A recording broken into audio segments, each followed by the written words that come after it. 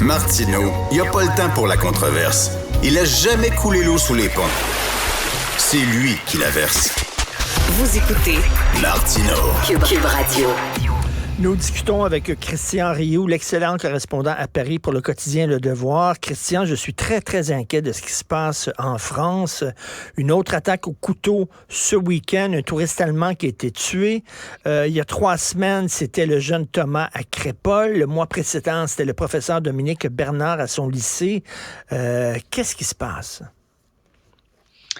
Écoutez, c'est la triste, je vous dirais, la triste réalité française. On est presque en train de s'habituer à ça. Hein. Les gens en parlent. Les gens, je dirais, à la limite, ne se promènent plus tout à fait de la même façon dans les rues. Hein. Le Parisien normal, quand il entend un cri, quand il voit que des gens se déplacent rapidement, il est sur ses gardes. On vit à Paris, dans une ville, et pas seulement à Paris. Imaginez, Bernard, c'était à Arras et Thomas, c'était à Crépol. Vous voyez, c'est à Crépol, dans un village de 500 habitants.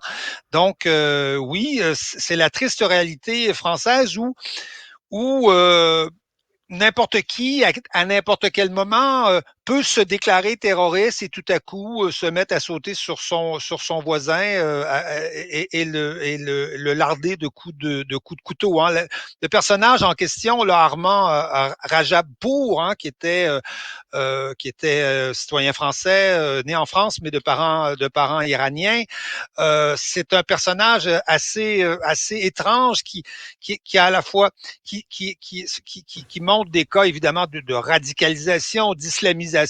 Il a été en contact avec plein de terroristes, des gens l'assassin de Samuel Paty, l'assassin des 2 policiers à Magnanville, l'assassin du père Hamel qui avait égorgé le père Hamel en pleine église. C'est des gens qu'il a connus, c'est des gens qu'il a contactés. En même temps, c'est quelqu'un qui a des problèmes psychiatriques, visiblement. Est-ce qu'il a manipulé tout le monde? Il a fait 4 ans de prison.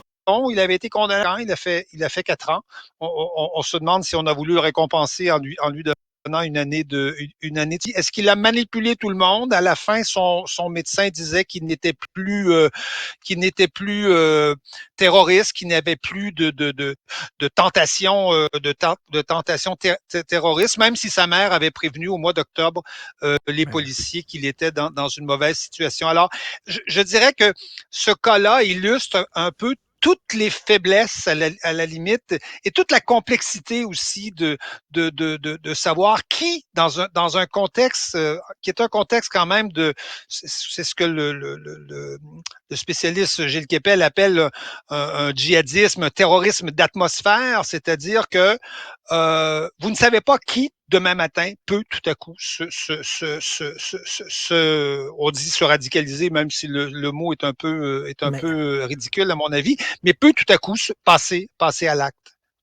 Mais est-ce qu'il y a eu encore là, du déni de la part de certains groupes politiques? Parce qu'on le sait que à Crépol, le jeune Thomas qui a été tué, il a été tué parce qu'il était blanc, mais il y a beaucoup de gens qui ont tenté de le nier en disant c'est une rixe, c'est une chicane d'enfants, tout ça. Est-ce qu'on voit encore le même déni sur cette histoire de ce week-end? On voit ce type de déni. Le ministre Darmanin est assez prompt, rapide à dire, c'est plutôt un problème médical, c'est-à-dire il aurait fallu qu'on exige des soins de ce personnage-là. Mais vous voyez, le cas de Crépol montre bien dans quelle ambiance on est. C'est-à-dire, on est dans une ambiance en France où des banlieues islamisées importantes cultivent une sorte de culture anti-française. Hein, c'est les Céfrans, c'est les Gaulois, c'est une sorte de les jeunes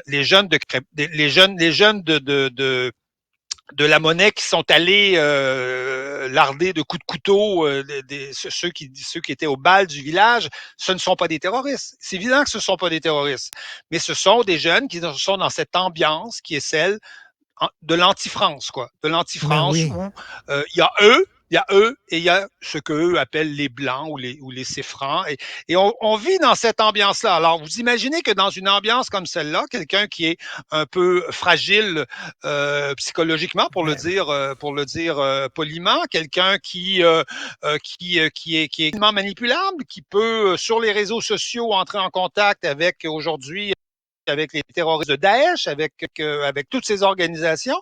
Alors, vous imaginez, vous voyez, comment tout ça se ligue d'une certaine façon.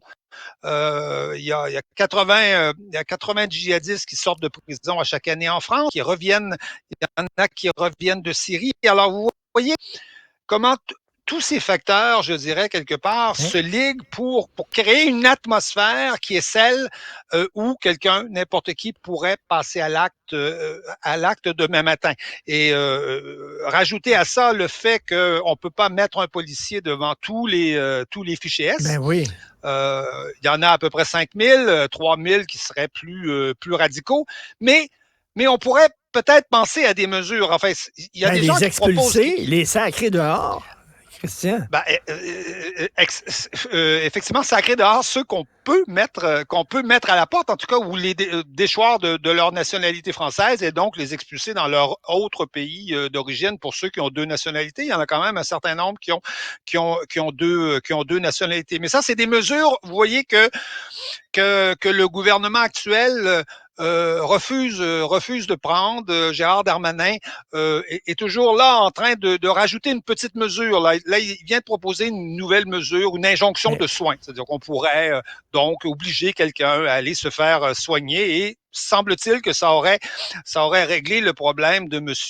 Rajabpour. Mais je pense que le problème est beaucoup plus vaste que ça. C'est-à-dire qu'il faut, en France, s'asseoir, poser d'abord la question de l'immigration et de la question des frontières, parce que quand on est visé, et la France est particulièrement visée par le terrorisme, c'est très important pour un pays qui est visé par le terrorisme d'avoir des frontières. Si un pays qui a besoin de ça, vous voyez, et cette question, on refuse de la poser à cause de l'Europe. Il y a aussi l'idée de rétention de sûreté, c'est-à-dire de gens qui ont purgé des peines. Ces 80 djihadistes là à chaque année qui sortent de prison. Ils peuvent bien nous faire croire, comme probablement a fait Rajabpour, qu'ils ne sont plus djihadistes, qu'ils ne sont même plus musulmans, qu'ils ne s'intéressent plus à ces questions, et tout à coup, 1 an plus tard, 6 mois plus tard, on s'aperçoit qu'ils commettent un geste. Ces gens-là, peut-être qu'on pourrait les laisser en prison pendant un certain temps. Pour s'assurer c'est pas un crime commun le terrorisme, hein, c'est pas un crime ordinaire, donc on peut penser à des mesures d'exception, mais le gouvernement n'est pas dans cet état d'esprit, même s'il essaie de se monter un peu de rouler les mécaniques parfois. Mais ce qu'on se pose comme question, c'est pourquoi la France? Aux États-Unis, il y a énormément d'immigrants. C'est des immigrants qui s'intègrent en général. Ou, vous savez, les incidents violents aux États-Unis, dans les écoles, etc., les tueries de masse, et Dieu sait qu'il y en a beaucoup, mais ça n'a rien à voir avec des gens qui s'en prennent aux États-Unis, puis à l'Empire américain, puis tout ça, c'est un autre problème. Pourquoi ce problème-là en France avec les immigrants? Écoutez, je pense que la France, il y a beaucoup de leaders islamistes, terroristes qui l'ont dit et qui ont visé particulièrement la France. La France c'est le pays dans le monde le pays de la laïcité qui s'est réconcilié lui-même, hein, il y a 150 ans avec ses catholiques, parce que c'était la guerre civile ici en France pratiquement avec les catholiques, grâce à la laïcité, et qui a la tentation d'imposer justement cette laïcité-là aux musulmans. Alors s'il y a une religion qui est antinomique, je dirais, à la question de la laïcité, c'est bien l'islam. Il n'y a pas de pays laïque, il n'y a pas de pays musulman laïque, ça n'existe pas. Tous les pays musulmans ont inscrit l'islam inscrit l'institution. Donc la France est évidemment la première visée, et je dirais qu'elle résiste aussi. Vous voyez, elle résiste un peu comme à son échelle, quelque part, fait un peu le Québec. S'il fallait viser quelque chose en Amérique du Nord, j'imagine que les islamistes viseraient le Québec, parce que à cause de la loi 21, parce qu'on essaie minimalement d'imposer un peu de laïcité. Et la France est un pays qui se manifeste. parfois elle ne résiste pas suffisamment, on peut la critiquer pour ça, mais généralement, quand même, la France essaie de résister. Donc, elle est particulièrement visée par les organismes islamistes. Elle est particulièrement dénoncée. D'ailleurs, elle est dénoncée par l'ensemble du monde anglo-saxon. Regardez le New York Times, regardez le Washington Post, regardez les journaux britanniques, et c'est toujours la France qui est critiquée et qui est menacée. Donc ce n'est pas un hasard si en France, et la France évidemment a une histoire particulière.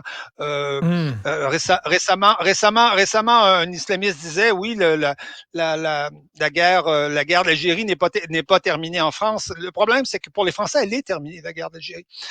Les Français ne vous parlent jamais de la guerre d'Algérie. Pour eux, c'est terminé, c'est fini, le lien est coupé, le lien est rompu. Mais pour beaucoup d'Algériens, pas tous évidemment, mais pour un grand nombre, dans leur esprit, cette guerre n'est pas terminée. Il y aurait quelque chose à payer. Les Français auraient toujours quelque chose à payer pour avoir colonisé l'Algérie. Et Christian, rapidement, vous m'avez envoyé une phrase qui me jette par terre. Selon certains décomptes, il y aurait plus d'une centaine d'attaques au couteau par jour en France. Absolument. Est-ce que j'ai bien lu? Absolument. Écoutez, on n'a pas de décompte précis pour les années dans lesquelles on est, mais on a des décomptes jusqu'en 2018 à peu près. Et si on extrapole, c'est-à-dire si on regarde le nombre d'attaques au couteau sur un certain nombre d'années, on divise par un nombre d'années, puis on essaie de voir. Oui, il y aurait certainement 120 attaques au couteau par jour en France. Oui, l'attaque au couteau est quelque chose qui est devenu courant en France, qui est devenu quelque part normal. Et c'est lié, je pense que personne ne peut nier ça, c'est lié à l'explosion d'une criminalité, notamment dans les banlieues françaises et dans les quartiers immigrants. Le couteau étant une arme de prédilection de ces gens, de ces quartiers, des jeunes là qui ont tué Thomas. C'est ce type d'attaque est devenu en France courant, et je vous le dis, on ne se promène plus à Paris comme on se promenait auparavant. On sait qu'une attaque au couteau, c'est quelque chose de possible et qui peut arriver dans n'importe quelle circonstance. Je vous dis, c'est cette espèce d'ambiance permanente qui, en France aujourd'hui, crée une sorte de climat absolument insupportable et où chacun finit par s'habituer à ça. En tout cas, on pense au titre du livre de Laurent Berton, La France orange mécanique. C'est exactement ça. Malheureusement, merci. Merci, Christian Rioux. Bonne journée. On continue de vous lire dans Le Devoir. Merci, à bientôt. Au revoir.